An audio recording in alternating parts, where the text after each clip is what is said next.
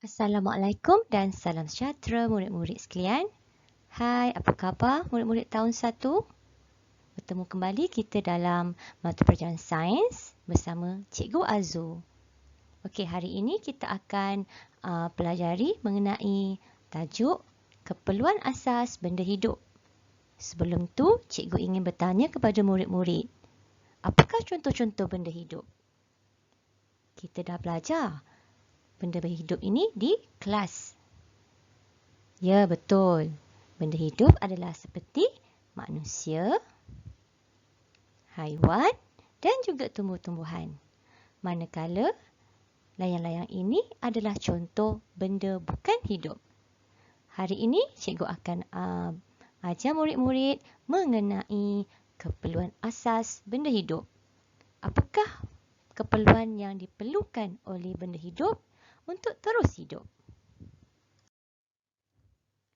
Okey, murid-murid. Untuk tajuk ini, murid-murid boleh rujuk buku teks muka surat 26 sehingga muka surat 28. Apakah keperluan asas bagi benda hidup untuk terus hidup?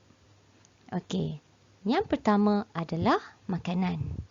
Yang kedua adalah udara dan yang ketiga adalah air. Benda hidup memerlukan makanan, air dan udara. Manusia, haiwan dan tumbuhan memerlukan keperluan asas dengan cara yang berlainan. Okey, kita lihat yang pertama iaitu makanan. Tumbuhan membuat makanannya sendiri. Bermaksud tumbuhan membuat makanannya sendiri melalui proses yang dinamakan proses fotosintesis. Hasil daripada proses tersebut, tumbuhan akan menghasilkan makanannya sendiri dan akan digunakan oleh manusia dan haiwan.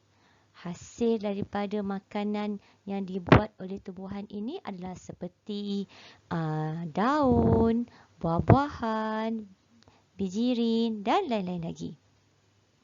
Manusia dan haiwan memerlukan makanan untuk mendapatkan tenaga.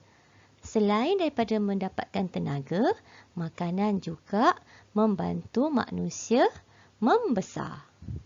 Okey, yang kedua adalah udara. Tumbuhan memerlukan udara untuk bernafas dan membuat makanannya sendiri.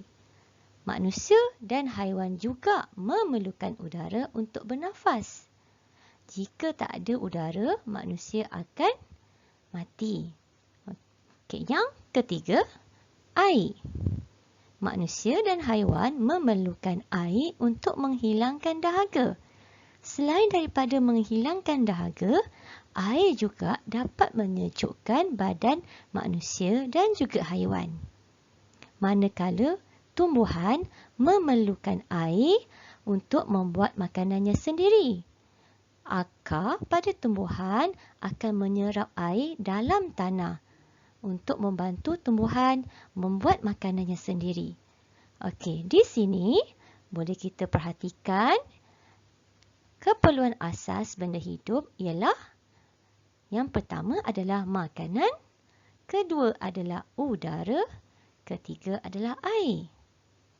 Kegunaan sumber asas tersebut kepada benda hidup adalah makanan. Apakah fungsi makanan kepada benda hidup? Iaitu membantu benda hidup membesar dan memberikan tenaga. Okey, kalau tak ada makanan, manusia dan haiwan akan lemah. Dan manusia dan haiwan juga tidak dapat membesar dengan sempurna. Tumbuhan membuat makanannya sendiri yang akan digunakan oleh manusia dan haiwan. Yang kedua adalah udara.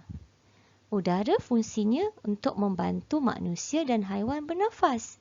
Kalau tak ada udara, manusia dan haiwan tidak dapat bernafas. Selain daripada itu, ia juga membantu tumbuhan membuat makanannya. Yang ketiga pula adalah air. Apakah fungsi air ataupun kegunaan air kepada manusia, haiwan dan tumbuhan? Ia dapat menghilangkan dahaga, menyejukkan badan. Selain daripada itu, bagi tumbuhan pula, ia dapat membantu tumbuhan membuat makanannya sendiri. Selain daripada itu, manusia dan haiwan juga memerlukan tempat perlindungan. Apakah contoh tempat perlindungan bagi manusia? Ya, tempat perlindungan manusia adalah di rumah. Manakala contoh tempat perlindungan haiwan ada beberapa contoh bergantung kepada jenis haiwan. Seperti kalau beruang, tempat perlindungannya adalah di dalam gua. Manakala ayam, tempat perlindungannya adalah di dalam reban. Okey, mengapa manusia dan haiwan memerlukan tempat perlindungan? Yang pertama adalah untuk berlindung daripada hujan dan panas. Jika manusia dan haiwan tidak mempunyai tempat perlindungan, kemungkinan manusia dan haiwan akan terdedah kepada hujan dan panas. Manusia dan haiwan mungkin akan jatuh sakit kerana terdedah kepada hujan dan panas yang berpanjangan. Okay, selain daripada itu, manusia dan haiwan juga perlukan tempat perlindungan untuk berlindung daripada bahaya seperti ancaman haiwan dan juga binatang buas. Seperti kat sini, gambar di sini adalah ular sawa dan juga musang. Okey, ayam ini berlindung daripada musang di dalam reban. Kalau ayam ini tidak berlindung ataupun tidak melindungi dirinya dalam reban, kemungkinan musang ini akan makan telur-telur ayam ni. Okey, di sini boleh cikgu simpulkan bahawa mengapa manusia perlukan tempat perlindungan adalah untuk berlindung daripada, yang pertama adalah berlindung daripada panas, hujan dan juga bahaya. Okey, kat sini ada soalan kebat. Apakah yang akan berlaku sekiranya manusia dan haiwan tiada tempat perlindungan? Apakah jawapannya murid-murid? Ya, manusia tidak dapat berlindung daripada bahaya. Okey, untuk tajuk pada hari ini, setakat ini sahaja. Okey, semoga kita akan berjumpa lagi pada tajuk yang akan datang. Okey, bye-bye.